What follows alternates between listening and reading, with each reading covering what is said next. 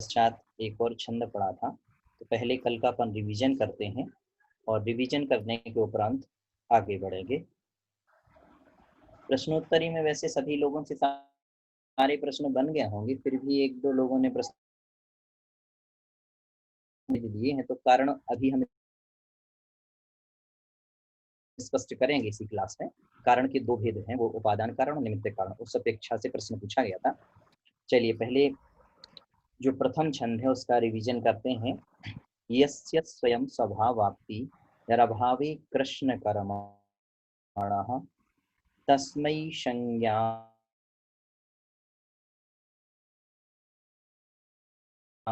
अर्थात यस्य यानी जिसको, जिसको क्या, जिसकी कृष्ण कर्मणः अभावे, कृष्ण मतलब संपूर्ण, कर्मणः मतलब कर्मों के, अभावे मतलब अभाव हो जाने पर, जिसके संपूर्ण कर्मों के अभाव हो जाने पर, जिसको स्वयं अपने आप स्वभाव आपति, स्वभाव की प्राप्ति हो गई है, अपने शुद्ध स्वरूप की प्राप्ति हो गई है, तस्मै उस संज्ञान रूपाए, उस अनंत ज्ञान स्वरूप परमात्मने, सिद्ध परमात्मा के लिए नमः अस्तु, नमस्कार होवे। किसका नमस्कार होवे? हम सभी का नमस्कार होवे। लेकिन आचार्य पूज्यपाद स्वामी जी ने ग्रंथ को लिखते हुए स्वयं नमस्कृत किया है अनंतानंत सिद्ध परमेष्ठी भगवान को। द्वितीय छंद में योग्योपादान योगेने दृश्यदः स्वर्णता मता द्रव्यादि स्वादि संपत्ता वात्मनोप्यात्मता मता। क्या लिखा? योग उपादान योगेने, अपने योग उपादान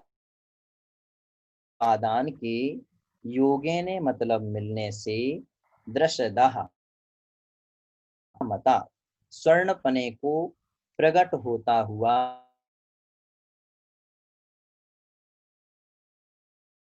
है।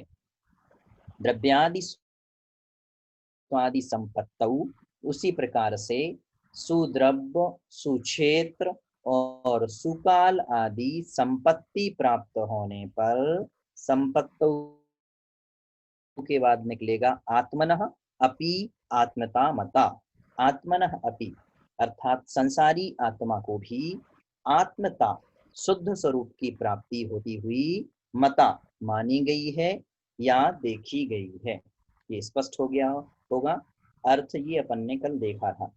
अब कल चर्चा आई थी कि कारण कितने प्रकार के होते हैं।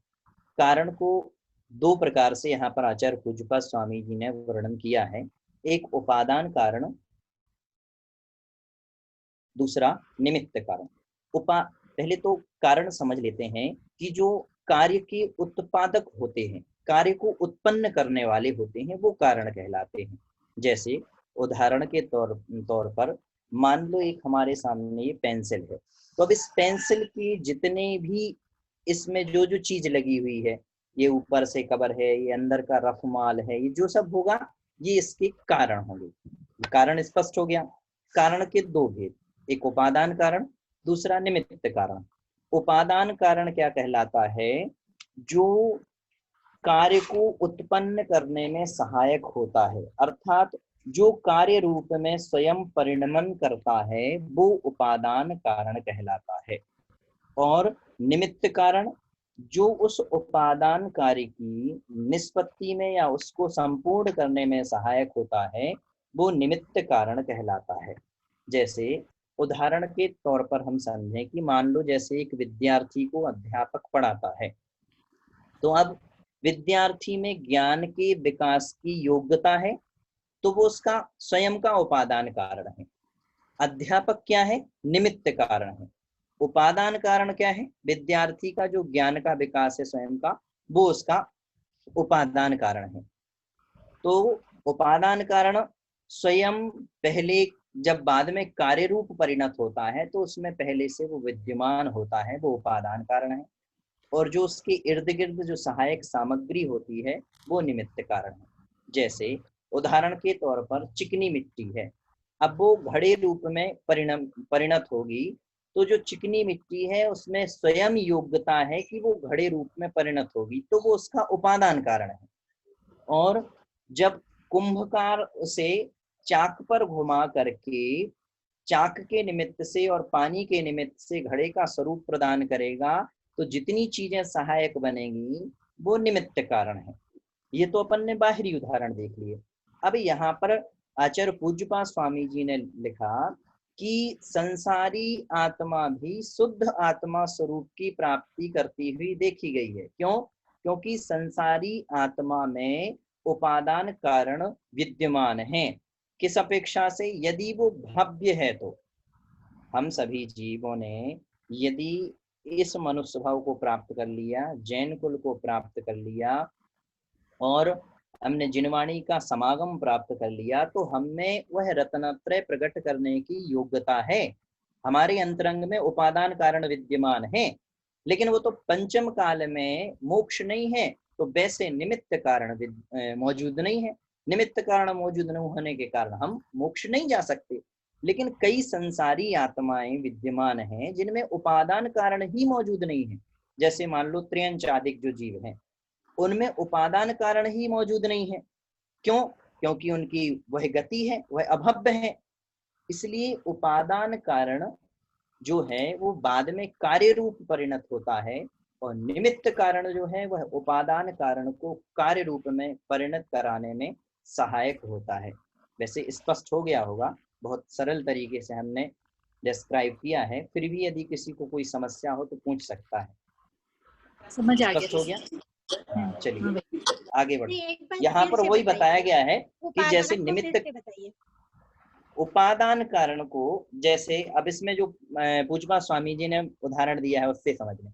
जैसे स्वर्ण पाषाण है, तो स्वर्ण पाषाण में उपादान कारण विद्यमान है कि वो सोना उत्पन्न कर सकता है, उससे सोना प्रकट हो गया। अब निमित्त क्या क्या बना? सुनार बना, उसकी जो औजार है वो निमित्त बने, तो वो निमित्त कारण है। लेकिन स्वर्ण पाषाण में जो सोना विद्यमान है वो स्वर्ण पाषाण उपादान कारण है। हम संसारी आत्मा हैं, हम मोक्ष प्राप्त करेंगे तो हमारे अंतरंग में उपादान कारण विद्यमान है। हम अपने आप को उपादान कारण स्वरूप भी कह सकते हैं। अब उसके लिए क्या क्या आवश्यकता है? तो उन्होंने कहा द्रव्य, क्षेत्र, काल आदि संपत्ति की आवश्यकता है। मतलब वज्रसम नाराज सेनन होना चाहिए, मनुष्य भव होना चाहिए, कर्म भूमि होनी चाहिए, चतुर्थ काल होना चाहिए। जब ये सारे निमित्त कारण मिलेंगे तो हम अपने आप उस जो हमारे अंतरंग में उपादान कारण विद्यमान है हम उसको कार्य रूप परिणत कर देंगे, शुद्ध स्वरूप की प्राप्ति कर लेंगे। जैसे मान लो एक भैंसा है, तो भैंसे में क्या उपादान कारण विद्यमान है? हम उसको पढ़ाते रहे, वो पढ़ सकता है क्या? किताब लेके पढ़ाए, डंडे मार के पढ़ाए, उसको माहौल बनाए पढ़ाने का, तो वो पढ़ सकता है क्या? क्यों? क्योंकि वह उपादान कारण उसमें विद्यमान ही नहीं है। जैसे मान लो बालू है, रेत देखी होगी आपने, मकान बनते हैं, रेत है, तो रेत से हम घड़ा बनाने का प्रयास करेंगे तो बन जाएगा क्या? क्यों? क्योंकि रेत में उपादान कारण ही विद्यमान नहीं है, उसमें कार्य रूप परिणमन करने की क्षमता नहीं है। क्षमता नहीं है तो वो रेत में उपादान कारण नहीं है, उपादान कारण नहीं है तो उसे कितने भी निमित्त मिल जाए, लेकिन वो कभी उस निमित्त को एक्सेप्ट ही नहीं करेगा। स्पष्ट हो गया? मतलब उपादान कारण कार्य रूप में परिणत होता है, लेकिन उसमें स्वयं विद्यमान होता है वो। हाँ बताएं बताएं। गुरुजी आप भैया जी बोले। एक मेंढक है जो एक मेंढक जो है वो मंदिर जाते वक्त तो फूल लेके गया था, एक कहानी भी है, तो वो तो मोक्ष गए हैं। हाँ हाँ, तो वो तो तिरंच हुआ ना? वो तो तीर्थंकर की बात, वो देवगति को प्राप्त हुआ था वो जीव। वो तो मेढक जो उस समय महावीर भगवान के समोसरण में जाने की इच्छा रखता है, और जब राजा के हाथी के पैर के नीचे आके मर जाता है, गति को प्राप्त होता है, मोक्ष नहीं गया। त्र्यंच मोक्ष नहीं जा सकते, केवल मनुष्य गति से ही मुक्ति संभव है। स्पष्ट है? हाँ, ये उपादान कारण है। केवल जब तक उसे मनुष्य गति प्राप्त नहीं होगी तब तक वो किसी भी गति में उसमें उपादान कारण विद्यमान नहीं होगा। रेत से आप अच्छा उदाहरण नहीं समझ पाएंगे। रेत से आप घड़ा बनाने का प्रयास करेंगे, बन जाएगा? बन जाएगा क्या? उत्तर दे मेरी बात का, बन जाएगा? नहीं नहीं बनेगा ना? हाँ, बस रेत में क्योंकि उपादान कारण ही विद्यमान नहीं है। एक भैंसा को जैसा उदाहरण है, भैंसा क्या किसी भी त्रिअंश को अपन पढ़ाने का प्रयास करें, भैंसा इसलिए दिया क्योंकि वो कभी नहीं पढ़ सकता, जैसे भैंस की आगे बीन बजाने वाली बात होती है ना, तो भैंसे के उदाहरण को भी लिखा, तो भैंसे को कभी नहीं पढ़ाया जा सकता, चाहे आप उसे कितना भी डंडे मार दें, चाहे उसे माहौल उत्पन्न करें, चाहे उसे बहुत कुछ सुनाए, लेकिन वो कभी नहीं पढ़ सकता। क्यों? क्योंकि वो उसमें उपादान कारण विद्यमान ही नहीं। एक विद्यार्थी को आप थोड़ा सा पढ़ाएंगे वो उतना सीख जाएगा। क्यों? क्योंकि उसके अंतरंग में ज्ञान को विकास करने की उपादान शक्ति विद्यमान है, इसलिए। स्पष्ट है? हाँ। चलिए, जब आप लोग संतुष्ट हो जाएंगे तब हमारी संतुष्टि होगी, तभी हम आगे बढ़ेंगे। स्पष्ट? चलिए आगे के छंद का उच्चारण करेंगे। जब यहाँ पर शंका हुई शिष्य को कि सुद्रव्य सुक्षेत्र सुकाल भाव मिल जाएंगे तो हमें फिर व्रत आदि पालन करने की क्या आवश्यकता है? जब हमारा निमित्त तो मिलेगा तब हम मोक्ष चले जाएंगे। तो आचार्य ने कहा कि देखो क्या आवश्यकता है। उन्होंने कहा, बहुत अच्छा उत्तर दिया है। आप प्रश्न तो समझ गए होंगे कि शिष्य ने प्रश्न किया कि महाराज आप कह रहे हैं कि जब द्रव्य क्षेत्र काल भाव सब निमित्त मिलेंगे तो हम अपने आप शुद्ध स्वरूप को प्राप्त कर लेंगे। अब आप कह रहे हो कि संयम ग्रहण करो, व्रतों को ग्रहण करो, तो इनकी क्या आवश्यकता है? तो उत्तर दे रहे हैं एक एक, वही जैसे कल एक शब्द मैंने उच्चारित किया था, एक शब्द का आप उच्चारण करेंगे, लेकिन अपना अपना माइक म्यूट कर लेंगे, जिससे किसी को कोई डिस्टरबेंस नहीं होगा और आप उच्चारण भी सीख पाएंगे। वरम, वरम, माइक आपको म्यूट करना है। व्रतई, पदम, दैवम। सौरभ भैया मुझे होस्ट बना दें। ना व्रतैर वत नारकम। भैया जी संद नहीं आ रहा है ऊपर। सौरभ भैया तक यदि आवाज पहुंच रही संद हो, नहीं आ रहा है। हाँ स्क्रीन शेयर कर देना भैया। वरम अर्थ वरम व्रतई पदम दैवम ना व्रतैर वत नारकम छाया तपस्थयोर भेदः प्रतिपालयतोर महान। पुनः उच्चारण करें एक बार जिससे और अच्छा हो जाएगा। वरम व्रतैः पदम दैवम ना व्रतैर वत नारकम छाया तपस्थयोर भेदः प्रतिपालयतोर महान। अब उच्चारण करेंगे पुनः आधी आधी पंक्ति का, जैसा कि उच्चारण करवाते हैं। वरम व्रतहि पदम दैवम न व्रतैर्वत नारकम छाया तपस्थयोर्भेदः प्रतिपालयतोर्महान्। पुनः एक बार उच्चारण करेंगे। वरम व्रतहि पदम दैवम न व्रतैर्वत नारकम छाया तपस्थयोर्भेदः प्रतिपालयतोर्महान्। इसमें क्या बताया है पंडित आचार्य पूज्यपाद स्वामी जी ने कि पहले शब्दशः अर्थ देखेंगे, फिर अपन अन्वयार्थ विशेषार्थ देखेंगे। वरम श्रेष्ठ है। क्या श्रेष्ठ है? तो कहा व्रतई व्रतों के द्वारा, पदम दैवम देवता के पद को प्राप्त करना। क्या श्रेष्ठ है? व्रतों के द्वारा देवता के पद को प्राप्त करना, ना नहीं है, अव्रतई अव्रतों के द्वारा, वत नारकम नारकम अर्थात नरक आदि गतियों में जाना, नावरम श्रेष्ठ नहीं है। फिर देखें दूसरी पंक्ति, छाया अर्थात छाया, फिर छाया तपस्थयो जो इकट्ठा है तो निकलेगा छाया तपस्थयो, फिर उसमें से छाया आतप और स्थयो, ऐसा संधि विच्छेद बनेगा। तो छाया मतलब हो गई छाया, आतप मतलब हो गया धूप, आतप गर्मी जिसे बोलते हैं धूप, स्थयो छाया में बैठा हुआ और धूप में बैठा हुआ, स्थित, धूप में स्थित या छाया में स्थित, दोनों में भेद है। एक छाया में स्थित है और एक धूप में स्थित है पुरुष, दोनों में भेद है कि नहीं। प्रतिपालयतो, वैसे ही प्रतिपालन करते हुए, अर्थात या व्रतों का पालन करते हुए या पापों में आचरण करते हुए, दोनों में महान भेद, महान भेद है।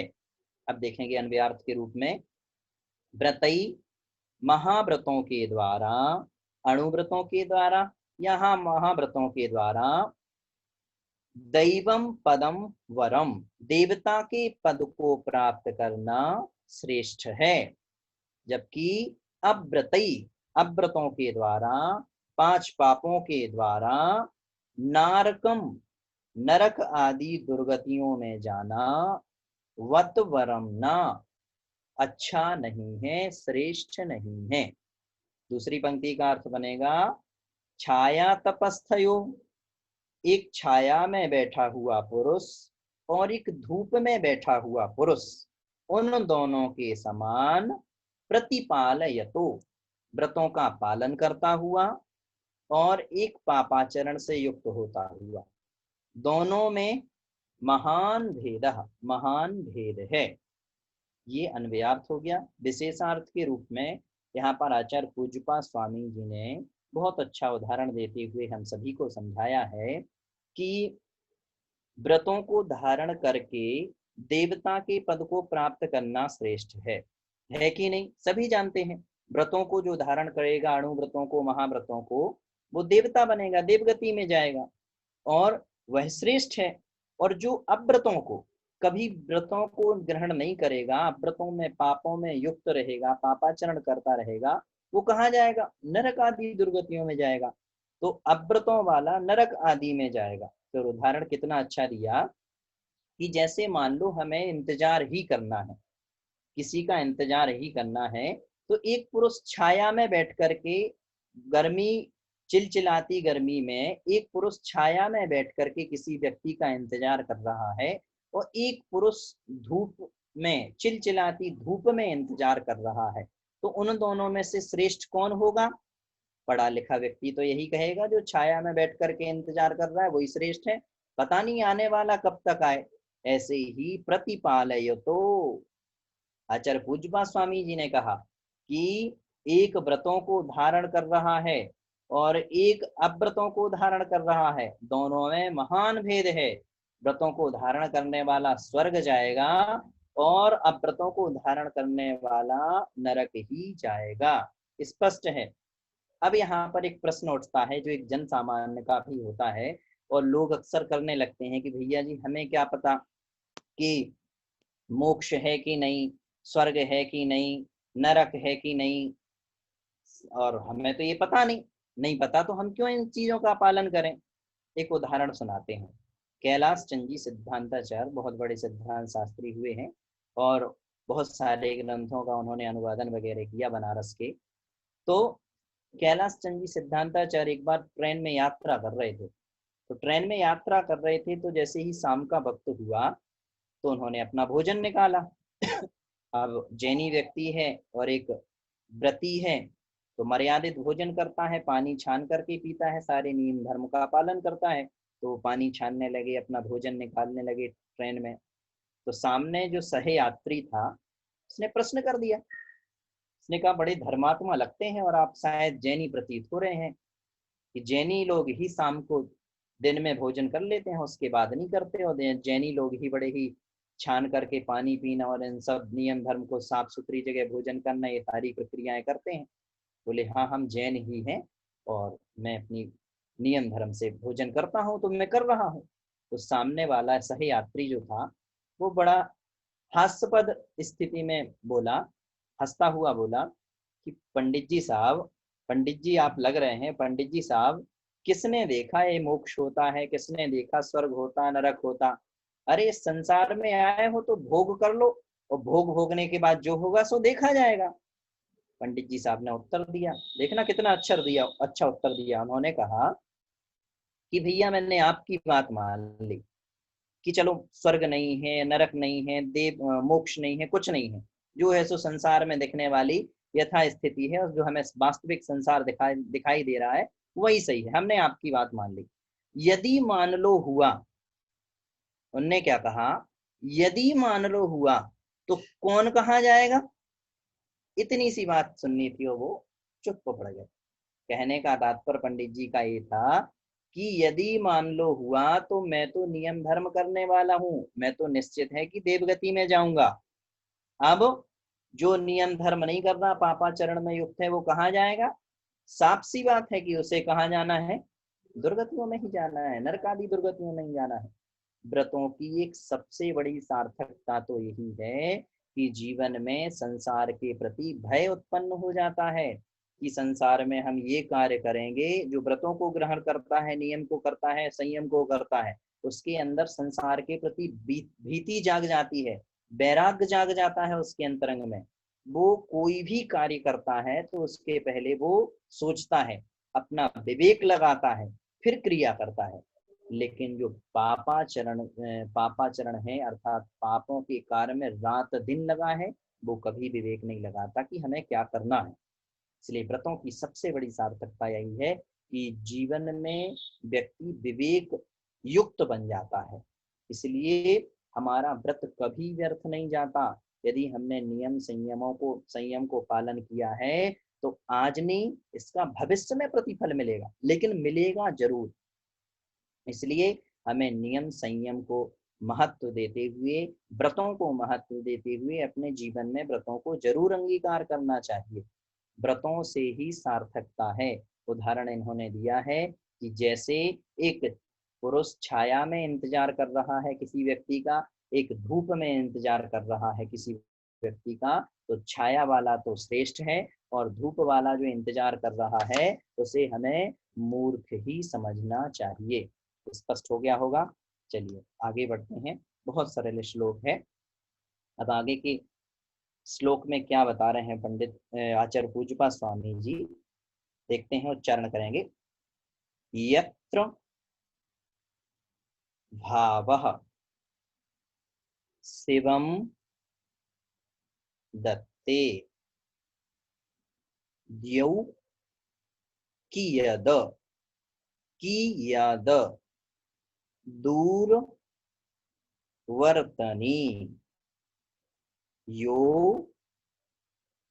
नयत्यासु गव्यूतिम क्रोशार्धे किम सा सीदति। पुनः उच्चारण करेंगे। यत्र भावः शिवम दत्ते द्यौ कियद दूरवर्तनी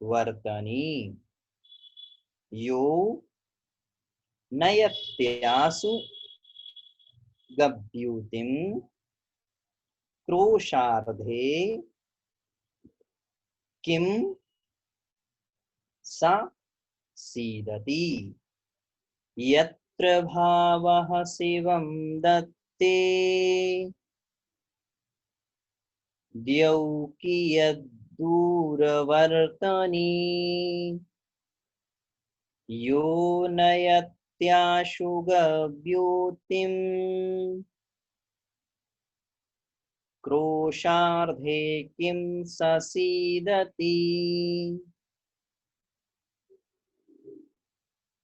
बहुत अच्छा विवेचन लिखा है यहाँ पर आचार्य पूज्यपा स्वामी जी ने कि अणुव्रतों को और महाव्रतों को पालन करने से हमें क्या प्राप्त होता है, उनका लाभ क्या है। आपने पिछले श्लोक में बता दिया कि महाव्रतों का पालन करो, अणुव्रतों का पालन करो, तो उनका हमें क्या लाभ, क्या प्रयोजन है। तो इसमें उत्तर दिया है कि यत्र भावः, जिन भावों से शिवम दत्ते मोक्ष प्राप्त होने वाला है, मोक्ष प्राप्त होता है, अर्थात जिन भावों से मोक्ष प्राप्त होता है। द्यौ, उन भावों से स्वर्ग, द्यौ मतलब स्वर्ग है, लेकिन अर्थ निकालना है पूरा। उन भावों से स्वर्ग कियद दूरवर्तनी, कियद मतलब कितना, दूरवर्तनी मतलब दूर है। अर्थात जिन आत्मा की जिन भावों से मोक्ष प्राप्त होने वाला है, वो स्वर्ग तो वैसे ही प्राप्त करा देगा, ये कहने का तात्पर्य है। अर्थात उन भावों से स्वर्ग बिल्कुल दूर नहीं है।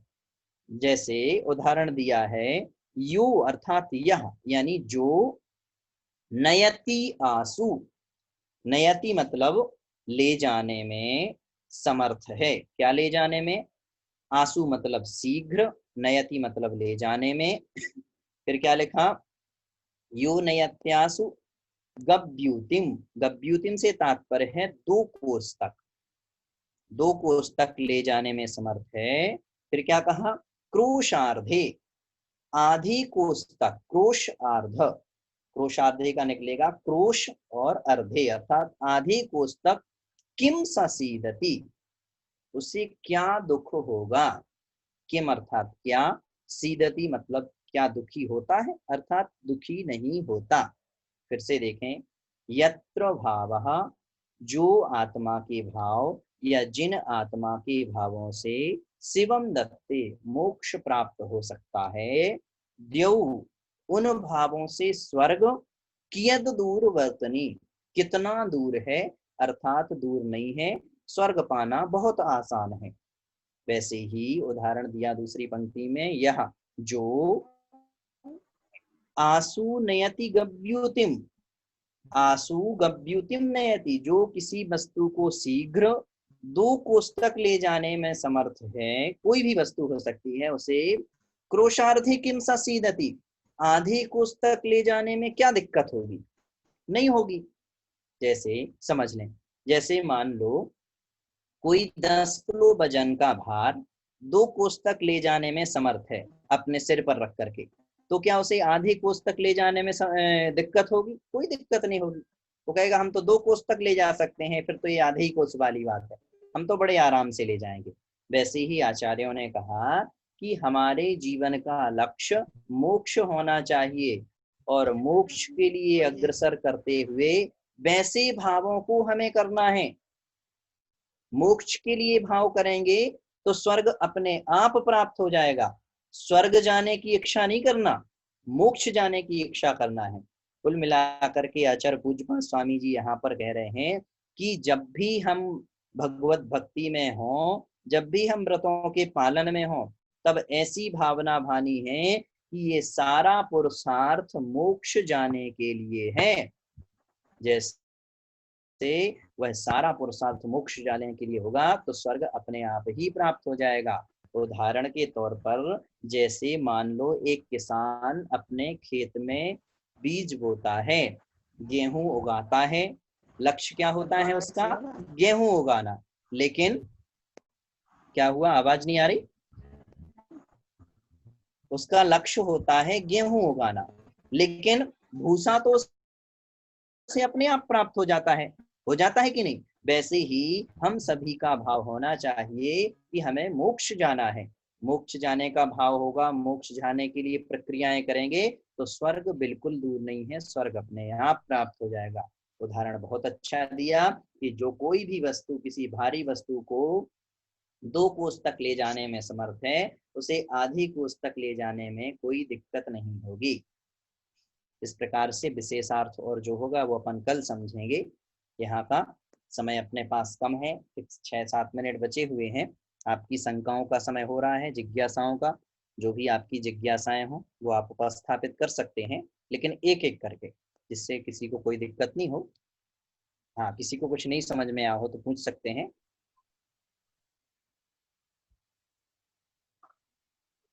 पूछें आप लोग। कोई भी शब्द है, सरल है ना। वैसे मैं कोशिश यही करता हूँ कि आप लोगों के बिल्कुल अंतरंग में उतर जाए और अर्थ ऐसा समझ में आए कि बिल्कुल कुछ भी कठिन नहीं है। एक बार कोशिश पढ़ा मेरी हुआ यही है रहती भैया। है।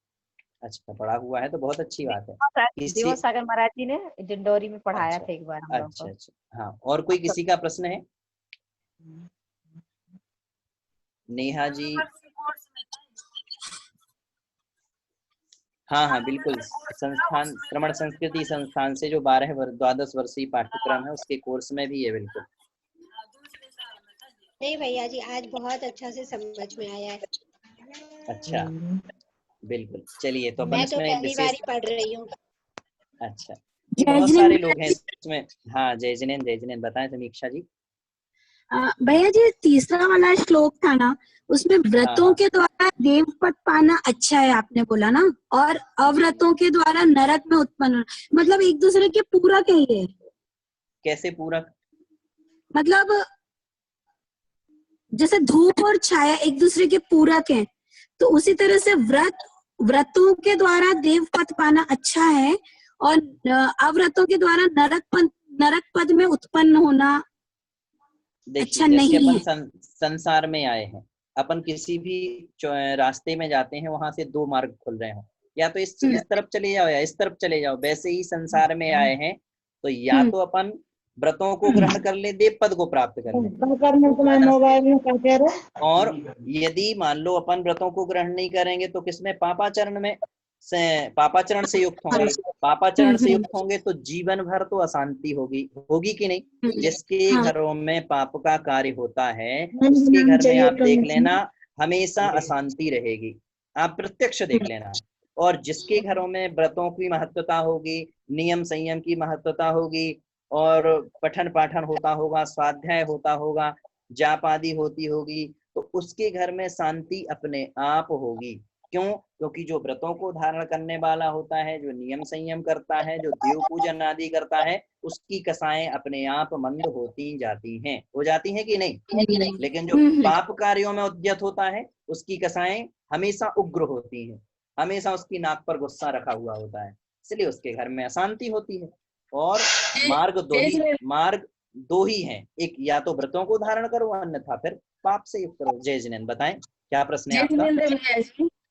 जय हाँ, जिनेन्द्र भैया जी, ये जय व्रत का जिनेन्द्र। मतलब उपास और एकासन समझे कि और भी इसमें कुछ? देखिए, व्रतों का मतलब अकेली उपवास एकासन से नहीं है। बहुत अच्छा प्रश्न किया आपने। व्रत जी दो प्रकार के होते हैं, एक अणुव्रत, दूसरा महाव्रत। जी महाव्रत सकल संयम है, अणुव्रत देश संयम है। जी अणुव्रत श्रावकों के लिए होते हैं, मतलब जो 12 प्रकार से व्रत हैं अणुव्रत में, 5 जी अणुव्रत, 3 गुणव्रत, 4 शिक्षा व्रत, ये 12 प्रकार के व्रत श्रावकों के लिए हैं। और जी महाव्रत श्रमण के लिए है, आरिका के लिए है, मुनिराजों के लिए है। तो दो जी मार्ग हैं। हम उपवास नियम संयम एकासन करते हैं, बहुत अच्छी बात है। क्यों? क्योंकि हम आज नहीं तो कल व्रतों को ग्रहण कर लेंगे कि नहीं, क्योंकि हमारी जी भावना वैसी ही है कि हमें और धर्म में प्रवृत्त होना है और धर्म में आगे बढ़ना है। इसलिए जी वो भी धर्म है, लेकिन वो व्रत नहीं है। ऐसे व्रत नहीं है कि हम अणुव्रत, देव व्रत ये आदि हैं। वैसे तो व्रत कोई भक्तांबर के करता है, रवि व्रत के करता है, वो व्रत है वो, ठीक है। लेकिन यहाँ भैया पर जी 12 भैया जी प्रकार के जिससे व्रतों की चर्चा है। हाँ हाँ, भैया जी जिससे उपवास वगैरह नहीं होते तो कैसे अपना व्रत पाते? कैसे व्रत करें? देखिए, सामर्थ्य अपनी अपनी होती है, अपन को अपनी शक्ति पहचानने की आवश्यकता है। अपन जी देखिए, मैं फोर्स नहीं कर रहा हूँ, आप अपने शरीर की सामर्थ्य को देख करके एक आसन कीजिए, उपवास कीजिए। उसमें बहुत सारी जी चीजें अपन कर सकते हैं। जैसे अपन में उपवास की सामर्थ्य नहीं है तो एक आसन करें, जी केवल एक ही टाइम जो जो लेना है वो लें, शाम को पानी लेना है तो लें, नहीं तो वो भी छोड़ दें। और यदि जी उपवास की सामर्थ्य है तो ऐसा कोशिश कर लें अपन कि जी केवल हम मतलब उपवास में दूध, उकाली ये चीज लेंगे और इस प्रकार से उपवास करेंगे। ऐसा भी उपवास होता है कि निर्जल उपवास, जरूरी नहीं कि आप निर्जल ही उपवास करें, जल लेकर के, उकाली लेकर के या दूध लेकर के, ये भी आप करके उपवास कर सकते हैं। लेकिन वो जघन्य की श्रेणी में आता है, ये अपन को समझना है। देखें, अपन जब तक प्रयास नहीं करेंगे तब तक अपन को शरीर की सामर्थ्य नहीं पहचानने में आएगी। प्रयास करने की बहुत आवश्यकता है। एक बार करेंगे थोड़ा सा लगेगा, लेकिन दूसरी बार करने के लिए जो बल उत्पन्न होगा ना, वो आत्मबल अपने आप देखने में बनता है। आप एक बार कोशिश करेंगी, थोड़ा सा मन में कहीं समस्या आएगी, दिक्कत भी हो सकती है। 24 घंटे होते हैं और जो नहीं कर पाते हैं उनके लिए थोड़ी सी, लेकिन जब एक बार कर लेंगे तब दूसरी बार करने के लिए जो आत्मबल प्रकट हो जाता है कि अरे हम तो कर सकते हैं, किसने कहा नहीं कर सकते, कर सकते हैं। तो दूसरी बार करते हैं तो जैसे थोड़ा कम परेशान होते हैं, तो उसके लिए और आत्मबल प्रकट हो जाता है तीसरी बार करने के लिए। जैसे आपने सन्मति सागर जी महाराज को देखा होगा, कैसे 30-30 दिन तक उपवास कर देते थे और फिर एक आहार करते थे। कितने तपस्वी थे। बहुत सारे मुनिराज हैं ऐसे वर्तमान में भी। तो इस प्रकार से ये चर्चा है, समय अपनी हो रहा है, और किसी का कोई प्रश्न हो तो बताएं। जय जिनेन्द्र भैया जी। और भी हाँ बताएं। जय जिनेन्द्र भैया जी, जैसे अभी आपने बताया जय जिनेन्द्र। कि हमें अपनी सामर्थ्य के हिसाब से व्रत करना चाहिए, तो जैसे हम जो अष्टमी चतुर्दशी के व्रत या रवि व्रत करते, तो ये हमारे अनुव्रत में आते हैं या महाव्रत में आते हैं? नहीं, किसी में नहीं व्रत आती जो है। किया जाता है, या हमने किसी महाराज जी से व्रत नहीं लिए हो तो? तीजा व्रत में आता है, रवि व्रत में आता है, भक्तांबर के भक्तांबर में अच्छा, आते मतलब हैं। ना तो ये अणु व्रत है ना अनुव्रत और महाव्रत। महाव्रत में कोई श्रेणी नहीं है। महाव्रत तो अपन मुनिराज बनना पड़ेगा, आर्यिका बनना